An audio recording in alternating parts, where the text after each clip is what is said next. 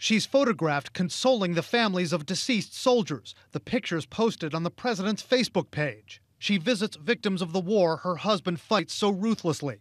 In a glowing profile, Vogue magazine called her a rose in the desert, then abruptly pulled the piece off the web. These are the contradictions of Asma al-Assad, married for about a dozen years to Syria's embattled dictator. How does she rationalize this, and why does she do that? I think it would be very hard for her to do that. I think that she's standing by her man. She threw her lot in with Bashar a long time ago. Analyst Andrew Tabler knows Asma al-Assad, worked with her at a charity in Syria. He believes the Syrian First Lady clearly understands the gravity of what's going on there.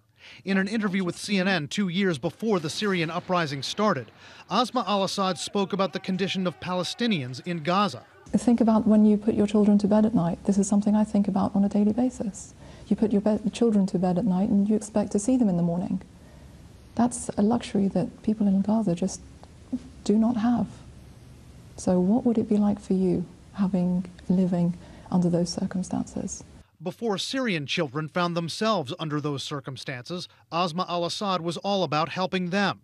She established charities, worked on literacy programs. Since the war started, she's not been seen as much in public. How much influence does she have over him? I think she has some influence in terms of pointing out some of the basic problems in the country, and particularly these issues about reform. But politically, she's not accepted by the Alawites around the regime's core.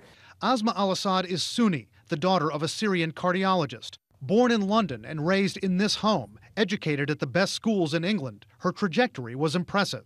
She worked for 2 investment banks after graduating, closed some lucrative deals. But since marrying Bashar al-Assad, her knack for showing her sense of style has led to some brushback. Last year, some private hacked emails between the Assads and their inner circle were released and obtained by CNN, The Guardian, and other outlets. The emails revealed that at one point, as her country was being torn apart by civil war, Asma al-Assad ordered $16,000 worth of candlesticks, tables, and chandeliers from Paris. In one email, she boasted that she was the, quote, real dictator in her marriage. I asked Tabler what may be going through her mind right now. I think that she's torn, but she's made her decision. The fact is that that she has made her life around the Assad regime itself. She's, I think, a divided person, very much like her husband, between wanting to reform and carry out good works in the country and being the First Lady of Syria. And those two things, particularly with this regime, are incompatible. There's been speculation since the war started that Asma al-Assad might at some point leave Syria. Tabler thinks she'll stay to the bitter end. Fleeing the country, he says, would mean leaving her husband and possibly even her 3 young children behind. Wolf? And no indications at all, Brian, from everything you've seen, that she's planning on doing anything along those lines, even to get her kids out of there? No indication. I mean, earlier in the war, there was some speculation that maybe she had already left, that maybe he had sent her abroad, at least temporarily. But it does not appear that has happened or will happen anytime soon, Wolf. Brian Todd reporting for us. Thanks very much.